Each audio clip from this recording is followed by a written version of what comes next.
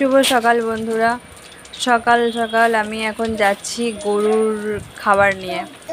গতকালের পান্তা ভাত কিছুটা ছিল, আর অতটা আমি খেতে পারবো না, তো আর কিছু সবজির খোসা যেমন দিই থাকলে যখনই জমে দিয়ে দিই, মানে ফেলতে গায়ে লাগে, যেহেতু আমরা ওই গরুর দুধ খাই তো তারই খাবার ফেলে দেবো। এখানে অনেকেই ওরকম করে, যা জমা থাকে দিয়ে আসে।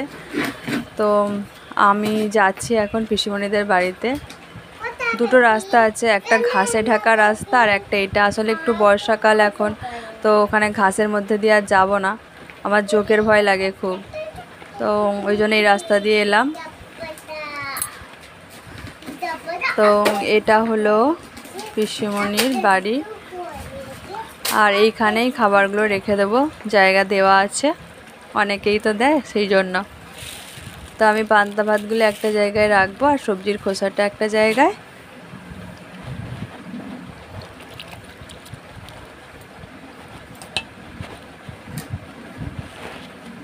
আর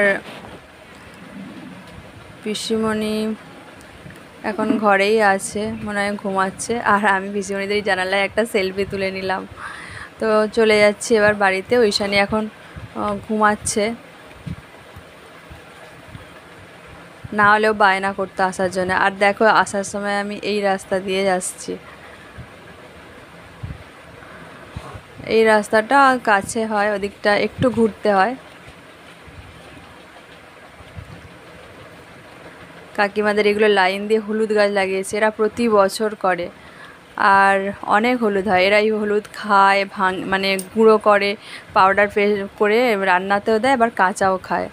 তো হলুদের অনেক উপকারিতা আমরা জানি, তো এদের সেটা হয়। মাটিটাও খুব ভালো। তো চলে এলাম বাড়িতে, টাটা।